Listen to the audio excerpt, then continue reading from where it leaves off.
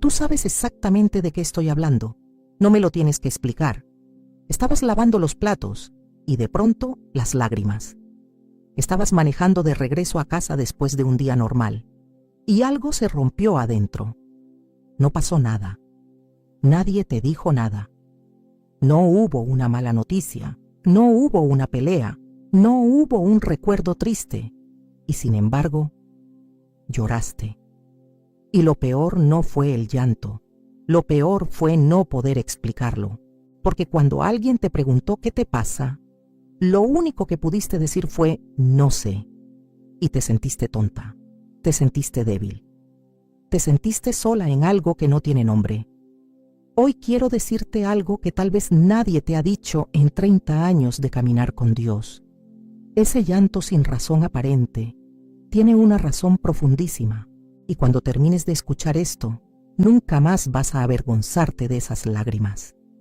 Yo recuerdo una noche, hace muchos años ya, en la que me arrodillé junto a mi cama y no pude decir una sola palabra, ni una. Abrí la boca para orar y lo que salió fue llanto. Un llanto hondo, callado, que no venía de ningún dolor que yo pudiera identificar. No estaba triste, no estaba enojada, no estaba pasando por ninguna crisis particular. Y sin embargo, algo dentro de mí se desbordaba como un río que ya no cabía en su cauce. ¿Sabes qué me dijo el Espíritu Santo esa noche? No me dijo nada con palabras. Me dejó llorar. Y en ese silencio entendí algo que cambió para siempre la manera en que veo las lágrimas. Dios no siempre habla antes de actuar. A veces primero te quebranta y después te explica por qué. Mira, el mundo tiene una obsesión con las explicaciones. Todo tiene que tener un motivo lógico, una causa identificable, un diagnóstico claro. Y cuando una mujer llora sin poder articular el por qué, la primera reacción del mundo es patologizarla. Estás estresada. Son las hormonas. Necesitas descansar. Tal vez deberías hablar con alguien. Y no estoy diciendo que esas cosas no sean reales, lo son. Pero hay un llanto que no nace del cuerpo. Hay un llanto que no nace de la mente. Hay un llanto que nace del espíritu. Y ese llanto, querida, no se cura con descanso ni con terapia. Ese llanto se entiende solamente cuando abres las Escrituras y descubres que tú no eres la primera mujer de Dios que lloró sin razón aparente. Quiero que vayas conmigo a un texto que casi nadie predica cuando habla de lágrimas. Primera de Samuel, capítulo 1. Todos conocen la historia de Ana, la mujer estéril, la mujer que quería un hijo. Pero quiero que mires algo que normalmente se pasa por alto. El versículo 10 dice que Ana estaba con amargura de alma y que logdalok abundantemente. Pero fíjate en lo que dice el versículo 8, lo que pasó antes del llanto. Su esposo Elcana le preguntó: Ana, ¿por qué lloras? ¿Por qué no comes? ¿Por qué está afligido tu corazón? ¿No te soy yo mejor que 10 hijos? ¿Escuchaste eso? Elcana no era un mal hombre, la amaba. Le daba porción doble, pero le estaba haciendo la pregunta que el mundo siempre le hace a la mujer que llora. ¿Por qué lloras si tienes todo lo que necesitas? ¿Por qué lloras si no te falta nada visible? ¿Por qué lloras si tu vida desde afuera se ve bien? Y Ana no le respondió. ¿Notaste eso?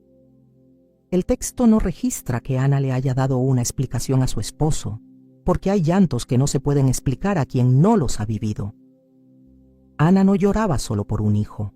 Ana lloraba porque su espíritu sabía que había algo más, algo que Dios había puesto dentro de ella que todavía no había nacido. Y eso que no ha nacido duele. Duele de una manera que no tiene vocabulario. Ahora déjame decirte algo que me conmovió cuando lo descubrí. La palabra que el texto hebreo usa para describir la oración de Ana en el versículo 15 es shapak. Y shapak no significa simplemente orar, significa derramar. Es la misma palabra que se usa en el Antiguo Testamento para describir cuando se derramaba sangre sobre el altar en un sacrificio. ¿Entiendes lo que eso significa? Ana no estaba haciendo una oración. Ana estaba derramando su alma como un sacrificio vivo delante de Dios. Sus lágrimas eran una ofrenda, y Dios las recibió como tal. ¿Y tú crees que tus lágrimas son debilidad? No, mi amor. Tus lágrimas son un idioma. Son el idioma que tu espíritu usa cuando las palabras humanas ya no alcanzan. Cuando has orado todo lo que sabes orar. Cuando has dicho todo lo que sabes decir. Cuando ya no te quedan frases, ni versículos, ni declaraciones, lo que queda son lágrimas. Y esas lágrimas hablan. Hablan más fuerte que cualquier sermón. Hablan más claro que cualquier petición articulada. Porque Romanos 8:26 no dice que el Espíritu Santo nos ayuda cuando oramos bonito. Dice que nos ayuda en nuestra debilidad y que intercede por nosotros con gemidos indecibles. Gemidos indecibles. Eso es lo que pasa cuando lloras sin razón aparente. El Espíritu Santo está orando a través de ti, algo que tu mente no comprende, pero que tu espíritu necesita expresar. Yo sé que a veces te sientes ridícula. Yo sé que a veces te limpias las lágrimas rápido para que nadie te vea. Yo sé que a veces te preguntas si algo está mal contigo, porque las demás mujeres de la iglesia parecen tan compuestas, tan firmes, tan bien. Pero déjame decirte algo, y escúchame bien, la mujer que nunca llora delante de Dios es la que debería preocuparse, porque la dureza del corazón no es fortaleza, es sequía. Y un corazón seco no produce nada vivo. ¿Te has dado cuenta de que Jesús lloró? Juan 11:35, el versículo más corto de toda la Biblia. Jesús lloró. Y no lloró porque no supiera lo que iba a hacer. Él sabía que iba a resucitar a Lázaro. Sabía que en cuestión de minutos la muerte iba a ser revertida, y aún así lloró. ¿Por qué? Porque el llanto de Jesús no era por ignorancia del futuro, era por compasión en el presente. Jesús lloró porque vio a María llorando. Lloró porque el dolor de alguien que amaba le tocó el alma. Y si el Hijo de Dios, con todo el poder del universo en sus manos, se permitió llorar, ¿quién eres tú para avergonzarte de tus lágrimas? Si esta noche estás escuchando esto y algo dentro de ti ya empezó a quebrarse, no lo detengas. No te limpies los ojos todavía. Si esas lágrimas llevan meses esperando salir, o años, déjalas.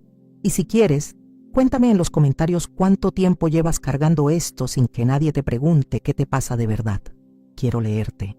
Quiero saber. Mira, el problema no es que llores. El problema es lo que te han enseñado sobre el llanto. Te enseñaron que llorar es perder la fe. Te enseñaron que la mujer de Dios es fuerte y la mujer fuerte no llora. Te enseñaron que si tienes el gozo del Señor como fortaleza, entonces no deberías tener noches de llanto. Y eso, perdóname que te lo diga así, es una mentira vestida de versículo bíblico, porque el mismo David que escribió "El gozo del Señor es mi fortaleza". No, espera, eso lo dijo Nehemías. ¿Ves? Ahí está. A veces hasta los versículos los atribuimos mal de tanto repetirlos sin pensar.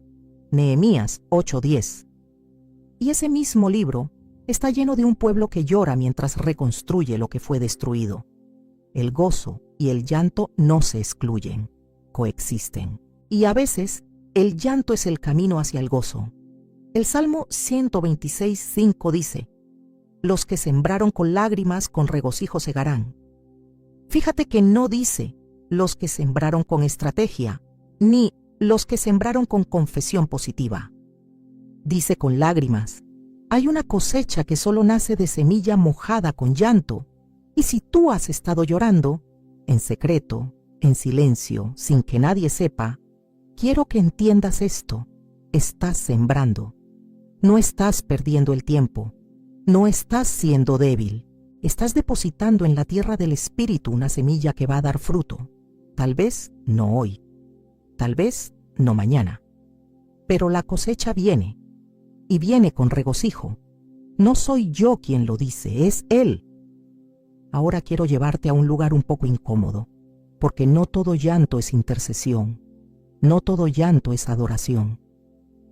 A veces la mujer de Dios llora sin razón aparente porque su espíritu está detectando algo que su mente todavía no ha procesado. Déjame explicarte esto. Tú tienes un espíritu, y ese espíritu, cuando está vivo en Cristo, tiene una sensibilidad que va más allá de los 5 sentidos. Primera de Corintios 2:15 dice que el espiritual juzga todas las cosas. La palabra griega ahí para juzga es anacrino, que literalmente significa examinar, investigar a fondo, discernir en profundidad. No es un juicio superficial, es un escaneo espiritual. Tu espíritu, cuando caminas con Dios, está constantemente evaluando el ambiente espiritual a tu alrededor, aunque tu mente no se dé cuenta. Y a veces, lo que tu espíritu detecta antes que tu mente lo procese, se manifiesta como llanto. Piénsalo así. ¿Alguna vez entraste a un lugar y algo no se sintió bien? No podías decir qué era. La gente se veía normal. Todo parecía estar en orden, pero algo adentro tuyo se incomodó. Algo se contrajo. Eso es discernimiento espiritual. Tu espíritu leyó algo que tus ojos no podían ver. Ahora, trasládalo al llanto. A veces lloras sin razón aparente, porque tu espíritu está percibiendo una carga que no es tuya. Es de alguien que amas. Estás cargando en oración a tu hijo, sin saber que en ese preciso momento él está tomando una decisión que podría destruirle la vida. Estás llorando por tu matrimonio sin entender que en el mundo espiritual hay una batalla sobre ese pacto. Estás quebrantada y no sabes por qué, pero el Espíritu Santo sí sabe y está usando tu sensibilidad espiritual como un canal de intercesión. Esto no es misticismo, esto es bíblico. Mira lo que dice Ezequiel 22:30. Busqué entre ellos quien levantara muro y se pusiera en la brecha delante de mí, a favor de la tierra, para que yo no la destruyera. Dios busca intercesores, y muchas veces la intercesión no comienza con una decisión consciente de orar. Comienza con un quebranto inexplicable, comienza con un peso que aparece de la nada, comienza con lágrimas que no tienen nombre. ¿Y sabes qué es lo más asombroso? Que cuando tú lloras así, sin entender por qué, y decides no resistirlo sino entregárselo a Dios, estás haciendo exactamente lo que Él necesita. Estás parada en la brecha, estás sosteniendo algo en oración que quizás nunca vas a saber qué era. Y tal vez un día, en la eternidad, alguien va a llegar a ti y te va a decir: fue tu llanto lo que me salvó aquella noche. No me mires a mí cuando digo esto. Mírale a Él, porque yo no puedo hacer nada, pero Él puede hacer todo. Ahora quiero ser honesta contigo en algo, porque no sería justo hablar de las lágrimas sin hablar de lo que a veces se esconde detrás de ellas. A veces la mujer de Dios llora sin razón aparente porque lleva años acumulando razones que nunca procesó.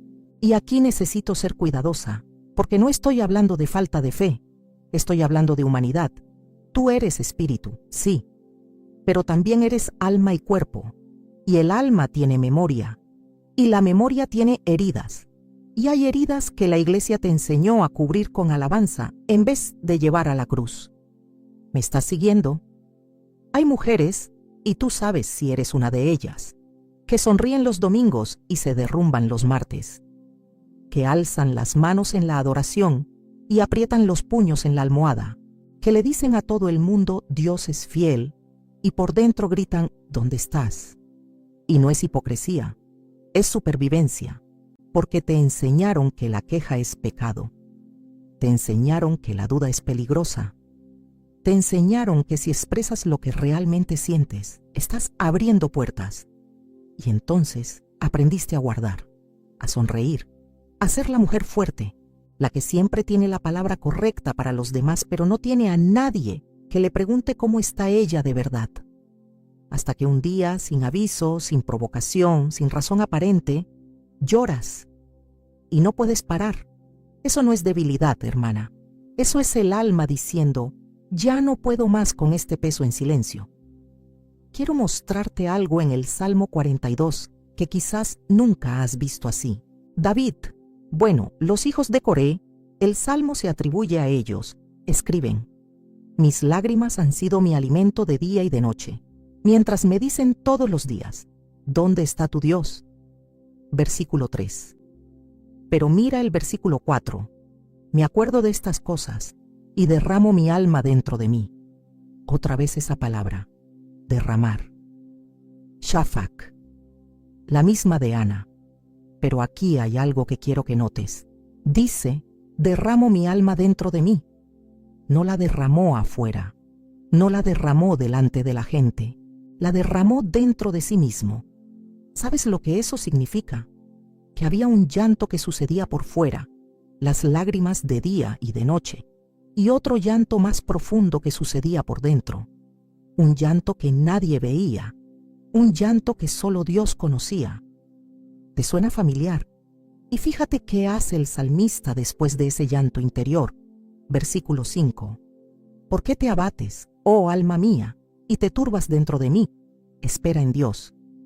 ¿Ves lo que está haciendo? Está hablando con su propia alma. Está reconociendo su dolor sin negarlo. No dice, no llores, dice, ¿por qué lloras? Y luego se da una respuesta, espera en Dios. Eso es madurez espiritual. No es negar las lágrimas, es interrogarlas, es llevarlas delante de Dios y decir, Señor, no entiendo este llanto, pero lo pongo en tus manos, y mientras no entiendo, espero. ¿Puedes hacer eso esta noche? ¿Puedes decirle a tu propia alma, no te niego, pero espero en Dios?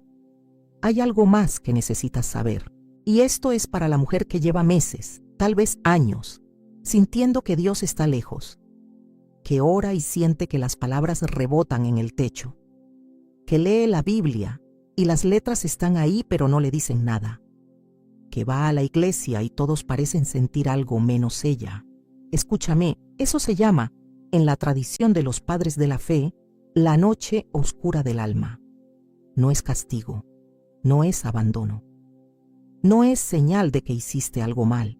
Es una temporada dolorosa, sí, aterradora, sí, en la que Dios retira la sensación de su presencia para que aprendas a caminar por fe y no por sentimiento.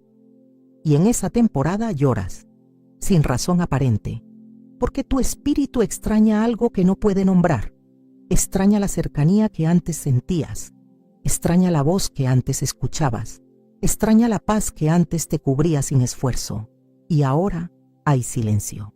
Y el silencio duele más que cualquier palabra. Pero escucha lo que dice Isaías 54, 7, 8. Por un breve momento te abandoné, pero te recogeré con grandes misericordias. Con un poco de ira escondí mi rostro de ti por un momento, pero con misericordia eterna tendré compasión de ti. Un momento, un breve momento. Eso es lo que es esta temporada. Se siente eterna, lo sé. Se siente como si nunca fuera a terminar. Pero Dios dice, es un momento. Y después de ese momento viene misericordia eterna, no temporal, eterna. Ahora escríbeme algo en los comentarios. Dime de dónde me estás escuchando. Tu ciudad, tu país. Porque yo sé que este mensaje está cruzando fronteras esta noche. Sé que hay una mujer en un departamento pequeño, en algún lugar de América Latina, que necesitaba escuchar exactamente esto. Y quiero saber dónde estás. Quiero orar por tu ciudad. ¿Sabes qué me quebró el corazón cuando estaba preparando esto? Descubrir cuántas mujeres en la Biblia lloraron y cuántas veces el texto las ignora. No es que Dios las ignorara, Dios las veía. Pero los escritores humanos, los compiladores, los que contaban la historia, muchas veces pasaron por alto las lágrimas de las mujeres. Y sin embargo, cuando las lágrimas aparecen, son siempre un punto de quiebre. Siempre preceden a algo sobrenatural. Ana lloró, y nació Samuel, el profeta que cambió la historia de Israel. María lloró a los pies de Jesús, y él la defendió delante de un fariseo que la despreciaba. La mujer sirofenicia clamó con angustia, y su hija fue liberada. Marta y María lloraron por Lázaro, y Jesús resucitó a un hombre que llevaba 4 días muerto. ¿Ves el patrón? Las lágrimas no son el final de la historia, son el preludio del milagro. pero quiero detenerme en una mujer que casi nunca se menciona cuando se habla de llanto. Agar, la sierva de Sara, la mujer que fue usada, descartada y expulsada al desierto con su hijo. Génesis 21. Abraham le dio un poco de pan y un odre de agua, que se acabó. Y Agar dejó al niño debajo de un arbusto porque no podía verlo morir. Y el versículo 16 dice que se sentó enfrente, a distancia de un tiro de arco, y alzó su voz y lloró. Ahora piensa en eso. Agar no lloró porque le faltara fe, lloró porque estaba sola en un desierto, sin agua, sin comida, sin esposo, sin protección, con un hijo que se estaba muriendo. Y nadie la había defendido. Sara la despreció, Abraham la dejó ir, y ella estaba ahí, en la arena, llorando. ¿Te has sentido así alguna vez? Sola en un desierto que tú no escogiste, cargando las consecuencias de decisiones que otros tomaron, sin nadie que te defienda. Y aquí viene lo que me desarma. Versículo 17. Y oyó Dios la voz del muchacho. Espera, ¿no fue Agar la que lloró? Sí. Pero el texto dice que Dios oyó la voz del muchacho. ¿Sabes lo que eso me dice? Que cuando una madre llora, Dios escucha a sus hijos. Que tus lágrimas por tus hijos llegan al trono como si fueran la voz de ellos mismos clamando. Tu intercesión los cubre aun cuando ellos ni siquiera saben que necesitan ser cubiertos. Hay un detalle geográfico aquí que me dejó sin aliento cuando lo estudié. El lugar donde Agar fue encontrada por Dios la primera vez, en Génesis 16, cuando huyó embarazada, se llama Ber Lahai Roi, y ese nombre en hebreo significa pozo del viviente que me ve. Agar fue la primera persona en toda la Biblia que le puso un nombre a Dios. Ella lo llamó El Roi, el Dios que ve. Una esclava egipcia, rechazada, sin voz, sin estatus, fue la primera en la historia bíblica que nombró a Dios, y lo nombró desde el llanto. ¿Entiendes lo que estoy diciéndote? Tu llanto no es invisible. Tu llanto es visto por el Dios que ve. El mismo Dios que vio a Agar en el desierto te está viendo a ti esta noche, en tu cuarto, en tu carro, en tu cocina. Donde sea que estés escuchando esto, Él te ve.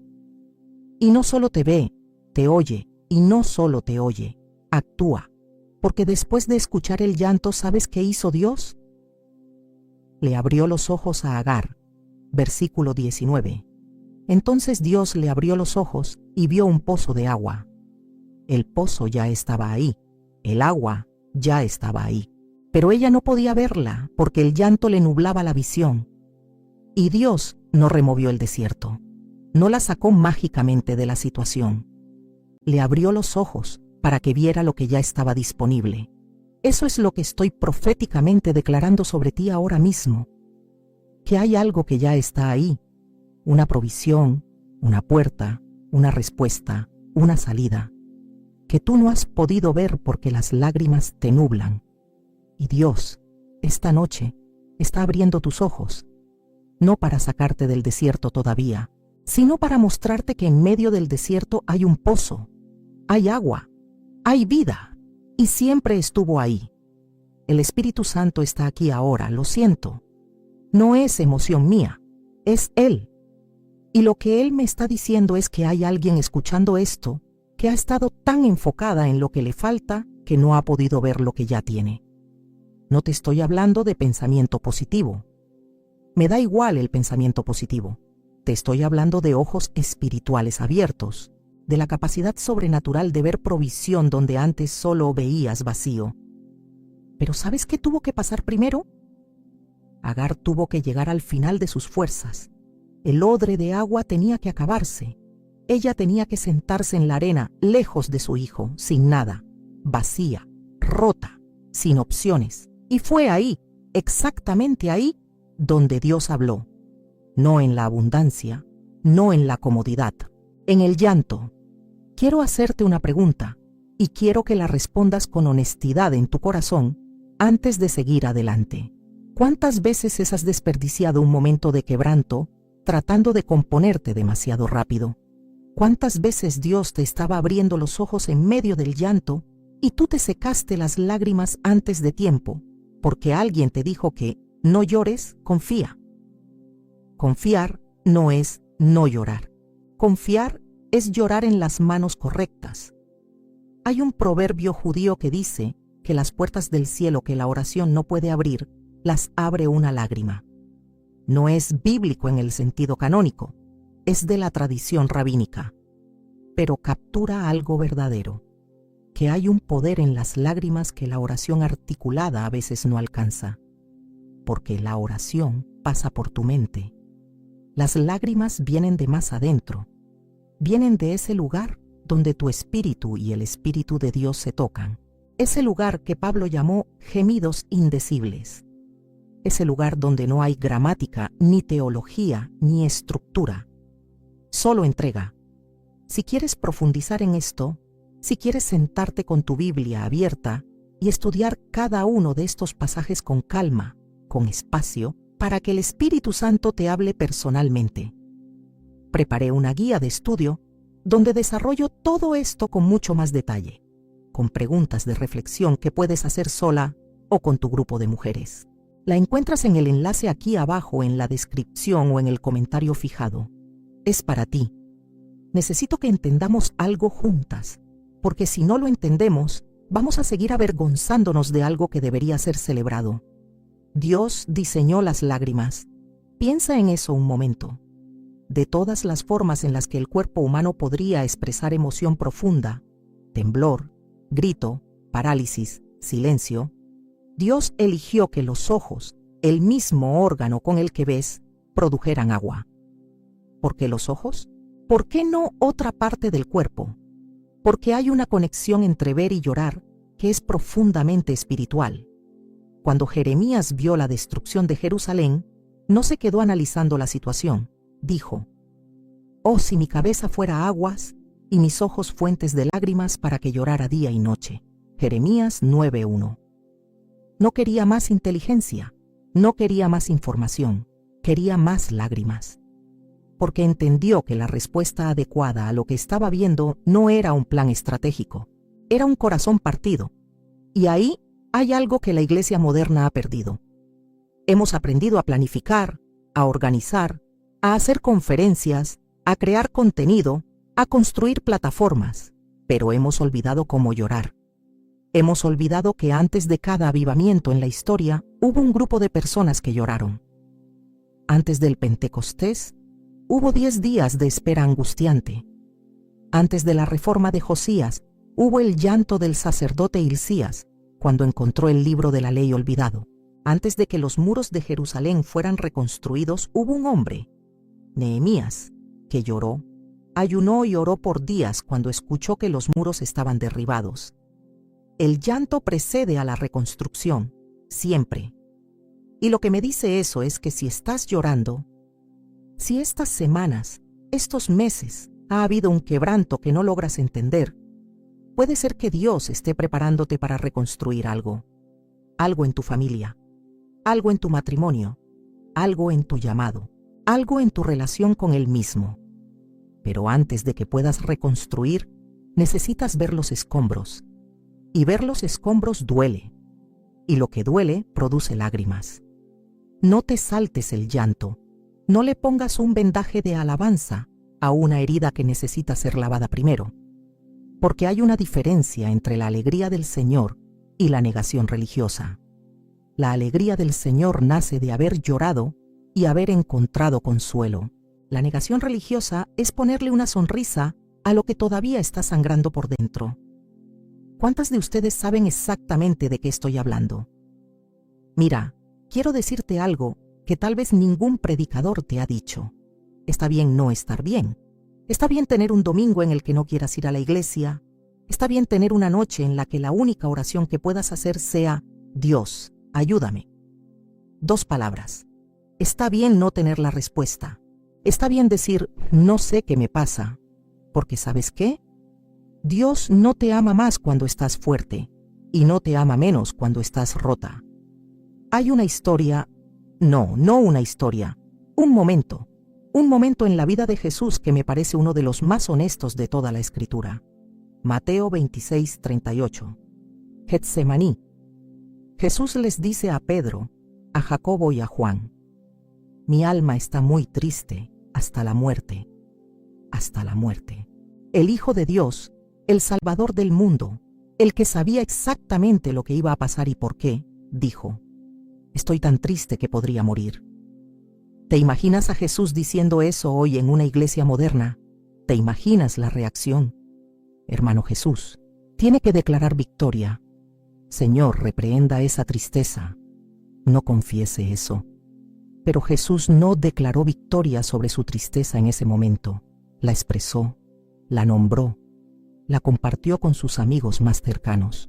Y después oró: Padre, si es posible, pase de mí esta copa.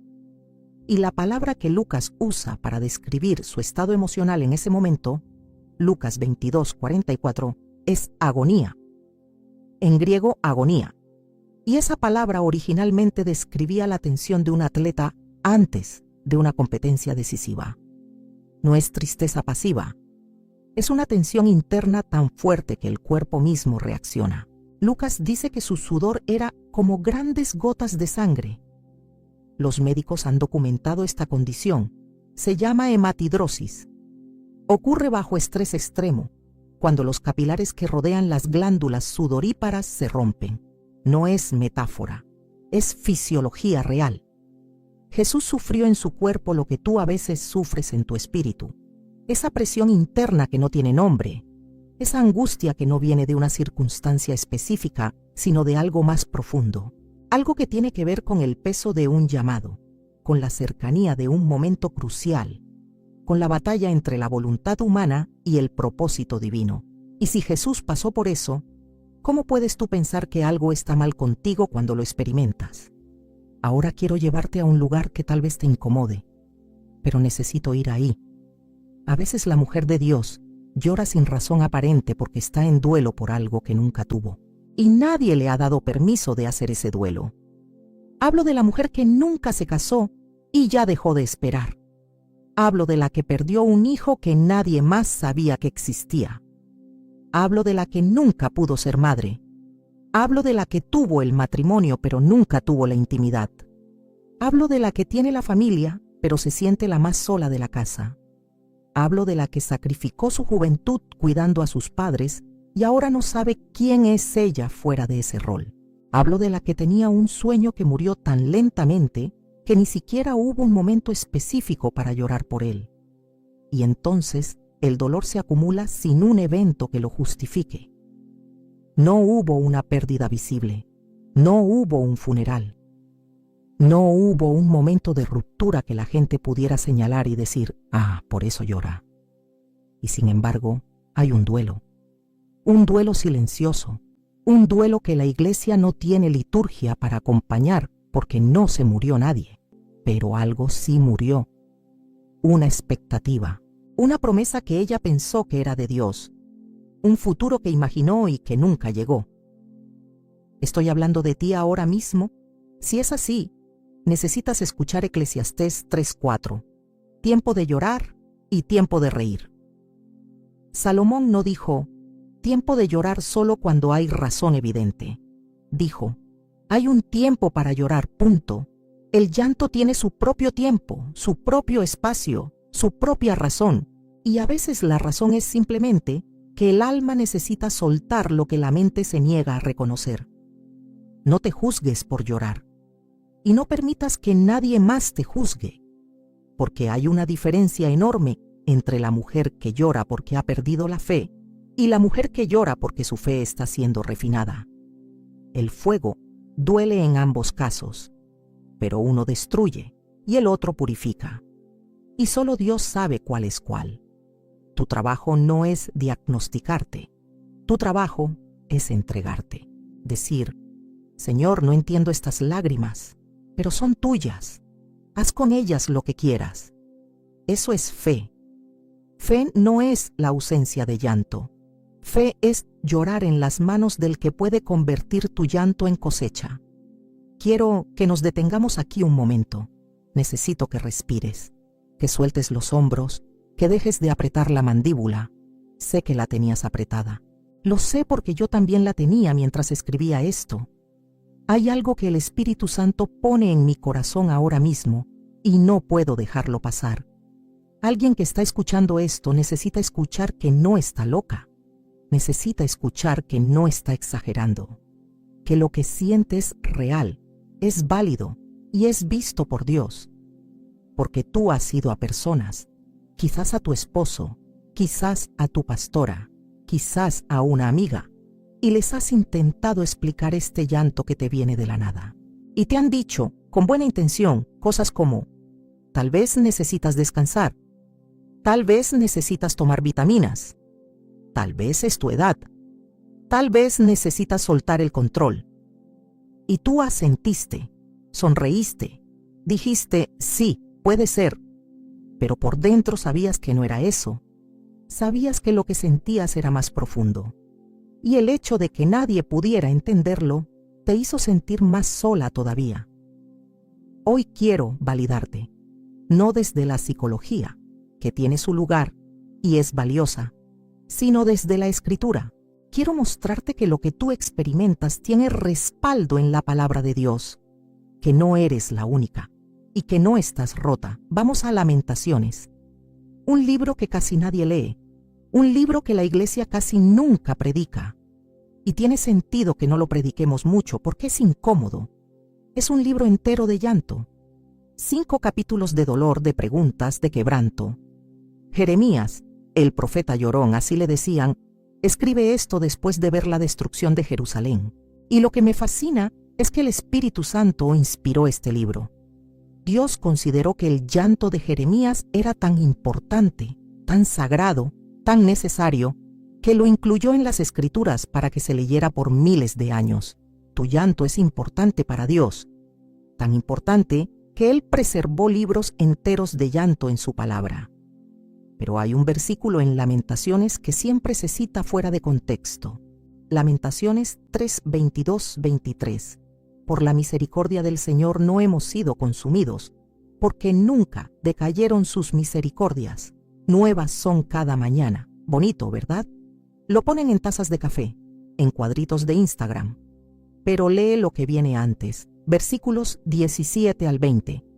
Y se alejó la paz de mi alma, me olvidé del bien, y dije, perecieron mis fuerzas y mi esperanza en el Señor.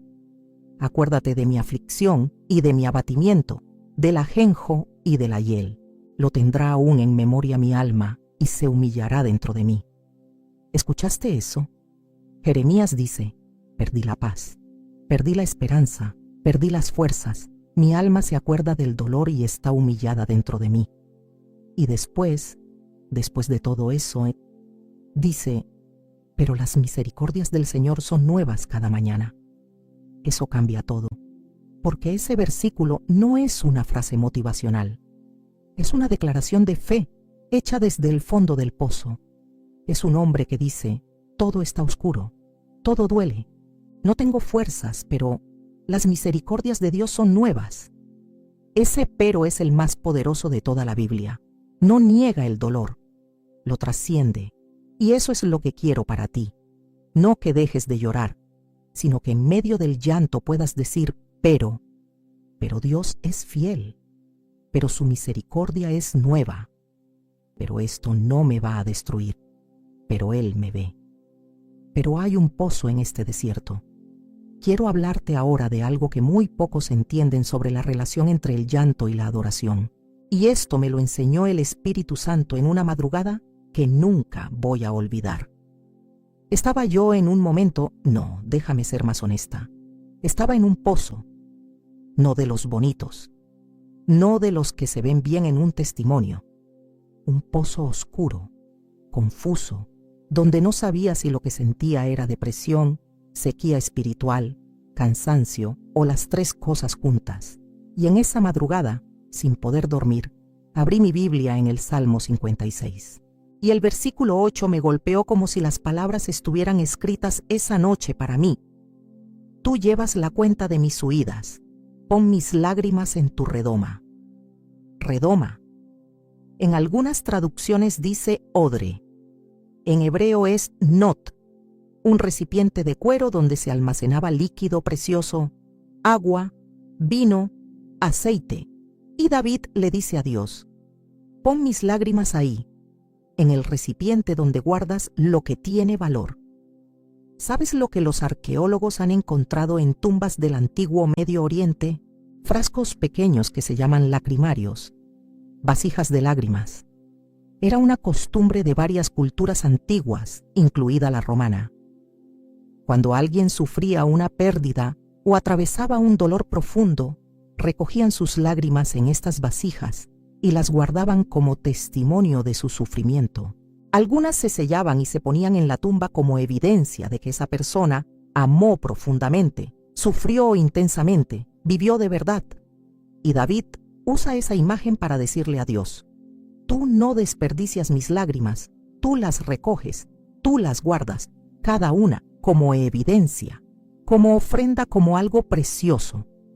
Si me miras a mí, pierdes, pero si lo miras a Él, lo ganas todo, porque Él es el que cuenta tus lágrimas, Él es el que las guarda, Él es el que les da valor eterno a esas noches que tú pensabas que eran desperdicio. Y aquí hay algo que necesito que entiendas sobre la adoración, porque la iglesia te ha enseñado que adorar es cantar, y cantar es adorar, sí. Pero la adoración más profunda que yo he experimentado en mi vida no fue cantando, fue llorando. Fue en esos momentos donde no podía cantar, no podía hablar, no podía levantar las manos, solo podía estar ahí, quebrada, delante de Él. Y en ese quebranto, algo se rompía entre el cielo y la tierra, un velo, una barrera. Y de pronto, su presencia era tan real, tan tangible, tan espesa, que yo no quería moverme. No quería que terminara. Las lágrimas limpian los ojos del alma. Después de llorar ves más claro. Después de llorar escuchas más fino. Después de llorar la voz de Dios que parecía tan lejana de pronto está ahí, suave, cercana, diciendo tu nombre. ¿Hace cuánto que no escuchas tu nombre en la voz de Dios? Tal vez esta noche, tal vez ahora mismo. Mira, si este mensaje tocó algo que tú sabes que necesitaba ser tocado, envíale esto a esa amiga, a esa hermana, a esa madre que tú sabes que llora sola. No mañana, ahora, porque a veces un video compartido a tiempo es la mano de Dios a través de tu teléfono. Hay una pregunta que no me puedo sacar del corazón y necesito hacértela. ¿Qué haces con las lágrimas después de que caen? Porque hay dos caminos. Puedes dejar que las lágrimas se sequen en tu rostro, levantarte, seguir con tu día y tratarlas como un momento de debilidad que pasó. O puedes tomar esas lágrimas y plantarlas. Puedes decir: Señor, esto que acaba de salir de mí, no lo desperdicies, úsalo. Y esto no es poesía, esto es teología práctica. Quiero llevarte a un pasaje que me cambió la perspectiva completamente. Segundo de Reyes, capítulo 20. Ezequías está enfermo de muerte. El profeta Isaías va y le dice, directo, sin anestesia: pon tu casa en orden porque vas a morir. ¿Te imaginas recibir ese mensaje? Y el versículo 2 dice que Ezequías volvió su rostro a la pared y oró. Y lloró con gran llanto. Y Dios, escucha esto, antes de que Isaías saliera del patio del palacio le dice: vuelve y dile, he visto tus lágrimas. No dijo, he escuchado tu oración, dijo, he visto tus lágrimas. Como si las lágrimas fueran un lenguaje aparte, como si tuvieran su propia frecuencia, su propio canal directo al trono. Y Dios no solo las vio, actuó. Le dio 15 años más de vida. Las lágrimas de Ezequías cambiaron un decreto de muerte. ¿Y tú crees que las tuyas no tienen poder? Ahora, no quiero que me malinterpretes. No estoy diciendo que cada vez que llores Dios va a revertir tu situación inmediatamente. No funciona así. No es una fórmula. Si lloro, Dios actúa. No. A veces lloras y el desierto sigue. A veces lloras y la enfermedad no se va. A veces lloras y el hijo no regresa. Y eso es devastador. Lo sé, lo he vivido. Pero lo que sí te digo, Y esto no me lo quita nadie, es que Dios nunca ignora una lágrima genuina, nunca. Puede que no actúe cuando tú quieres ni como tú quieres, pero actúa. Siempre actúa. A veces la respuesta es cambiar la circunstancia. A veces la respuesta es cambiarte a ti. Y a veces, y esto es lo más difícil de aceptar, la respuesta es, confía en mí aunque no entiendas. ¿Puedes vivir con eso? ¿Puedes llorar y confiar al mismo tiempo? Porque eso es exactamente lo que hizo Jesús en Getsemaní. Lloró, sudó sangre, le pidió al Padre que cambiara el plan. Y cuando el Padre dijo que no, cuando el silencio del cielo fue la respuesta, Jesús dijo, no sea mi voluntad, sino la tuya. Y se levantó, y fue a la cruz, con los ojos todavía hinchados, con el corazón todavía partido, pero obediente, rendido, confiando en un plan que dolía más de lo que cualquier ser humano podría soportar. Esa es la fe que produce el llanto santo, no una fe que niega el dolor, una fe que camina a través de él. Quiero hablarte ahora de algo que me parece crucial para la mujer de Dios en esta temporada, y es la diferencia entre llorar por lo que perdiste y llorar por lo que Dios está haciendo, porque a veces, y esto me lo reveló el Espíritu Santo y no lo suelto, a veces lloramos sin razón aparente, porque Dios está haciendo algo nuevo dentro de nosotras, y lo nuevo siempre duele al nacer.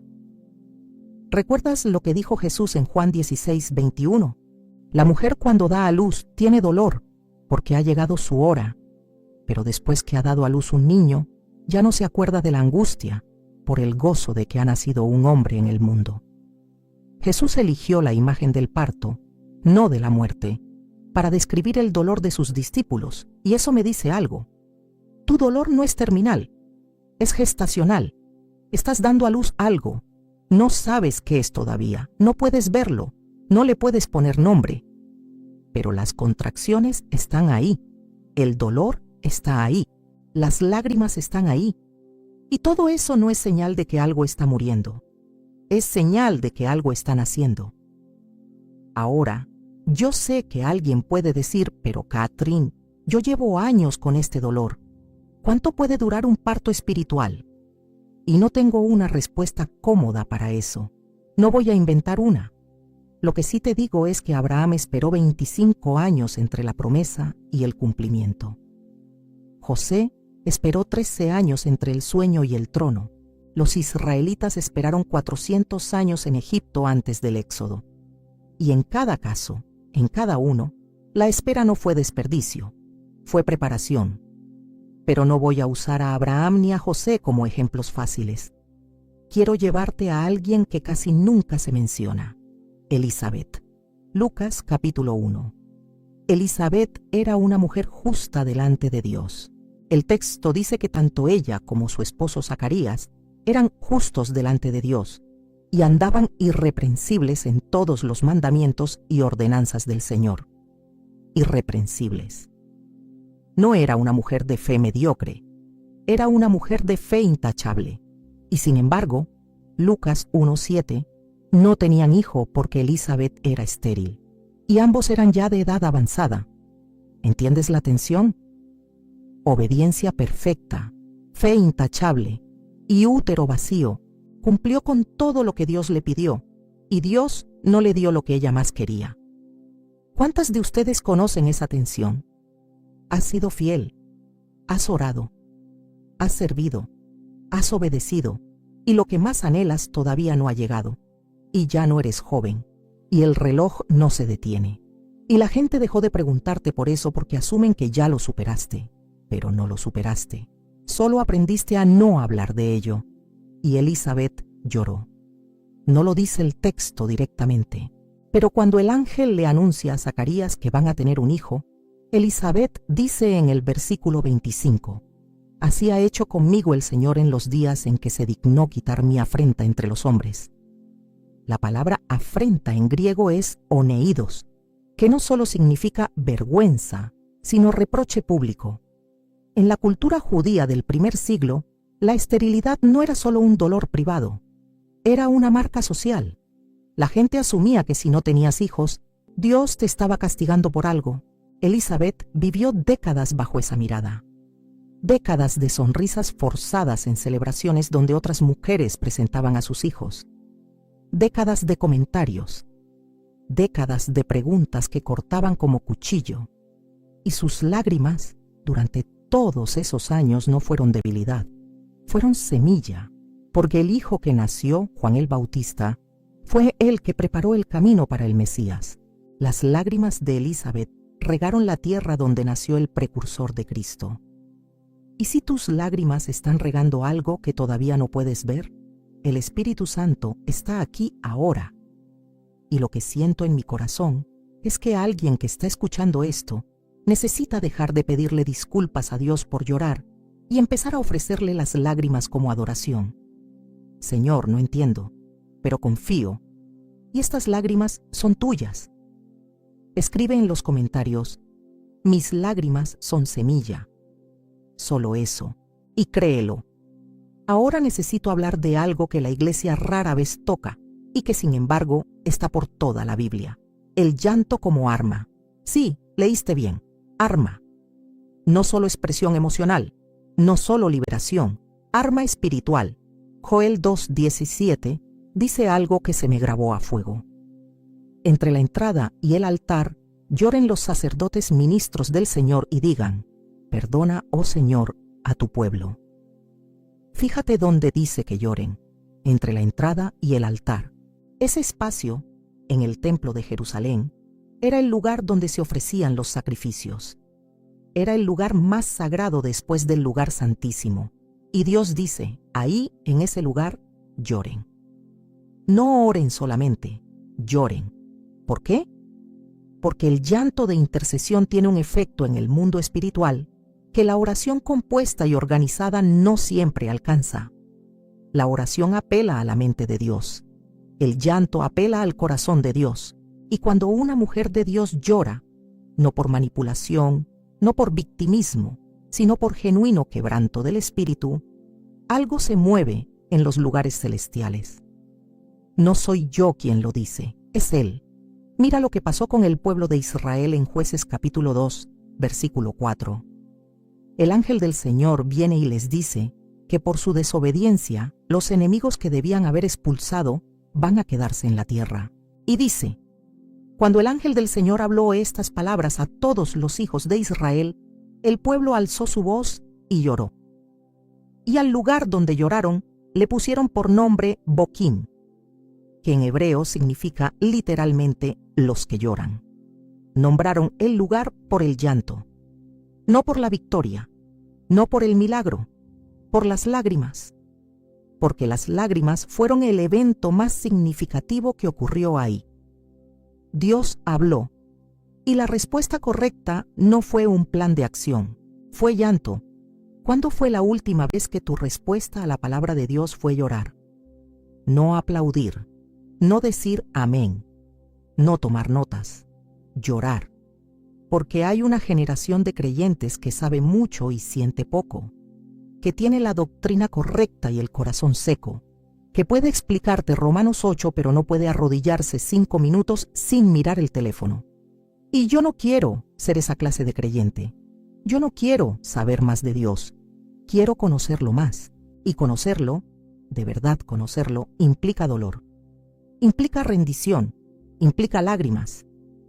Filipenses 3:10. Pablo dice: a fin de conocerle y el poder de su resurrección y la participación de sus padecimientos. Mira el orden: primero conocerle, luego el poder, luego los padecimientos. No puedes tener poder de resurrección sin participar en padecimientos. No puedes tener la gloria del domingo de resurrección sin pasar por el viernes de la cruz. Y en ese camino se llora mucho. Pero, y aquí está la diferencia, se llora con dirección, se llora hacia Él, no hacia la autocompasión, no hacia la amargura, no hacia el victimismo. Las lágrimas de la mujer de Dios no son lágrimas de derrota, son lágrimas de travesía.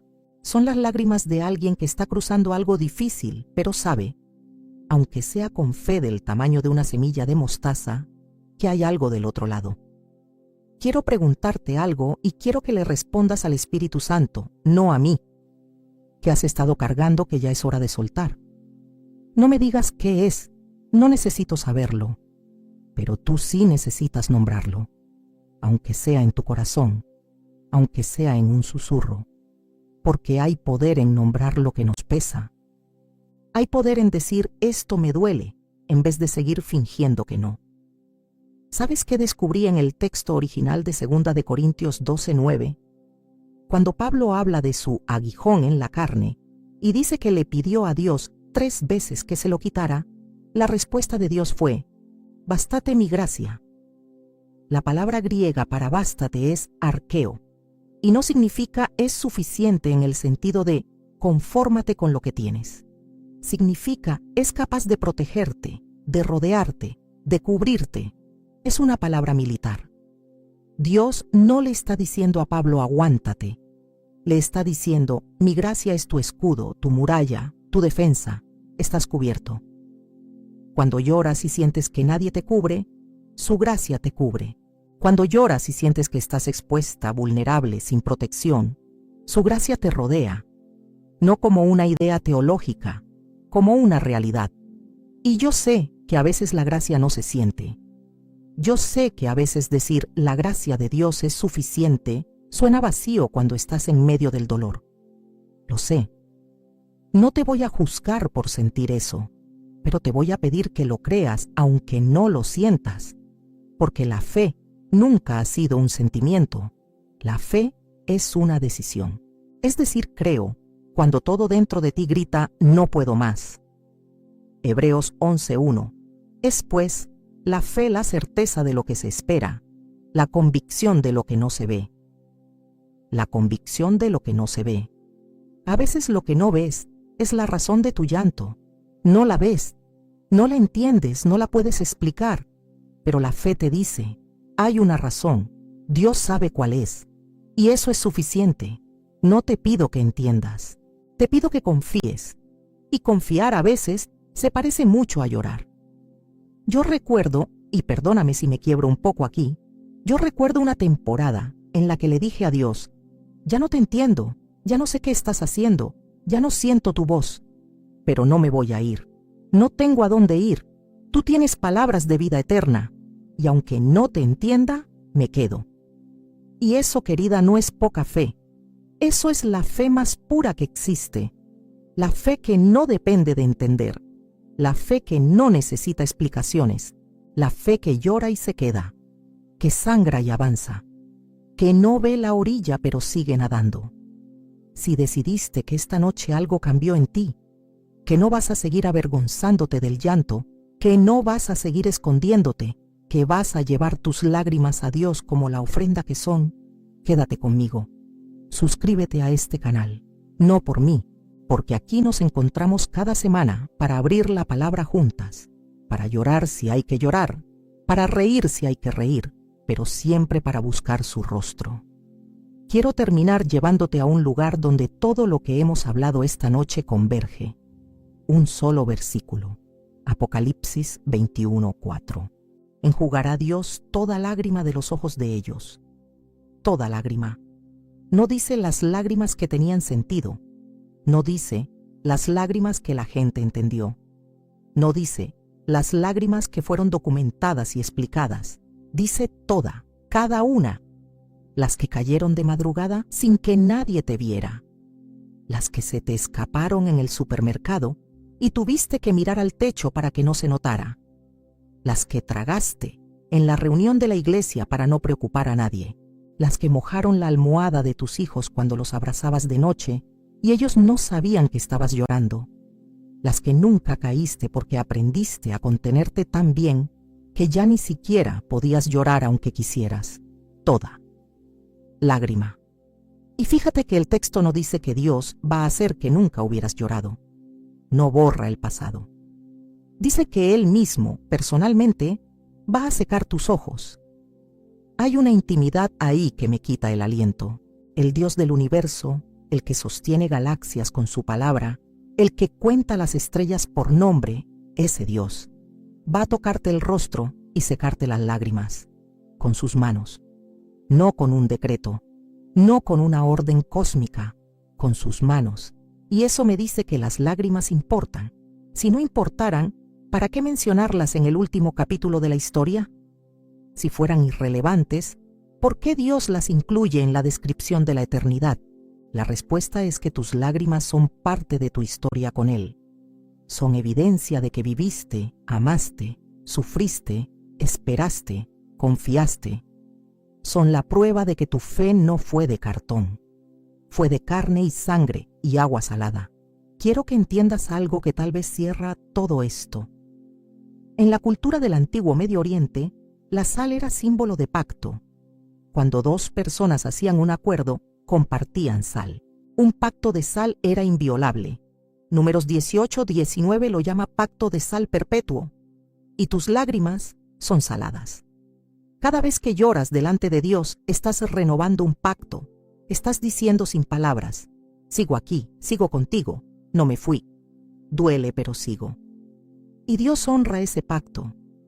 Siempre. ¿Sabes qué me enseñó todo esto? Que la mujer de Dios no llora sin razón. Llora sin razón aparente. La razón está ahí, solo que es invisible, es espiritual, es profunda. Es demasiado grande para la mente, pero perfectamente clara para el espíritu.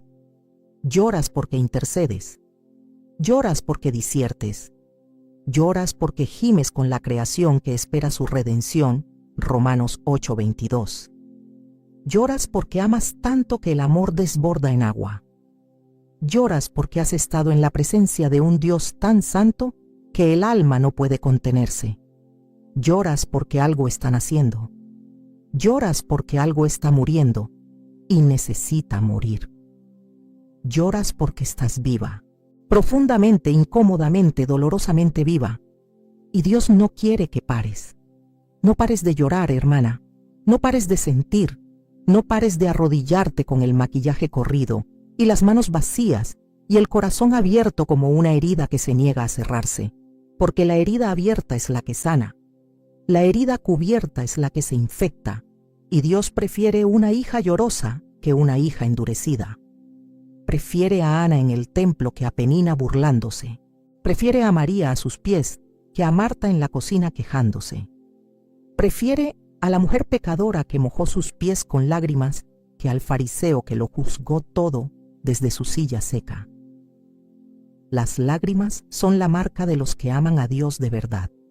Así que esta noche, antes de que apagues esta pantalla, quiero que hagas algo. No mañana, ahora. Quiero que te arrodilles, si puedes donde estés, y le digas a Dios una sola cosa: aquí estoy, con todo lo que soy, incluyendo las lágrimas que no entiendo. Son tuyas, y si viene el llanto, déjalo. No lo juzgues, no lo analices, no lo cronometres. Déjalo correr como el río del Espíritu que es. Porque Ezequiel 47 dice que el río que salía del templo iba creciendo, de los tobillos a las rodillas, de las rodillas a la cintura, de la cintura a un río que no se podía cruzar. Y por donde pasaba ese río, todo vivía. Deja que tus lágrimas sean ese río. Deja que fluyan hasta que no puedas cruzarlas. Y mira cómo todo lo que tocan empieza a vivir. Yo no puedo hacer nada, pero Él puede hacer todo. Y si quieres que ore por ti personalmente, déjame tu petición en los comentarios. No la ignoro, no la paso por alto, las leo, todas. Y llevo cada nombre, cada ciudad, cada dolor delante del trono. Ahora cierra los ojos, respira y escucha lo que el Espíritu Santo te está diciendo en este momento. No lo que yo dije, lo que Él dice, porque lo que yo puedo hacer es señalarte hacia Él. Pero lo que Él puede hacer con tu vida, con tu llanto, con tu dolor, con tu espera, eso no tiene medida ni tiene final. Que la paz de Dios, esa paz que sobrepasa todo entendimiento, guarde tu corazón y tu mente esta noche. Que cada lágrima que sembraste sea recogida como cosecha en su tiempo. Que cada noche oscura tenga su amanecer. Y que nunca, nunca más te avergüences de llorar delante del Dios que te ve, que te oye, que te ama y que guarda cada una de tus lágrimas como el tesoro que son. En el nombre de Jesús. Enjugará Dios toda lágrima de los ojos de ellos. Y ya no habrá muerte, ni habrá más llanto, ni clamor, ni dolor, porque las primeras cosas pasaron. Apocalipsis 21:4.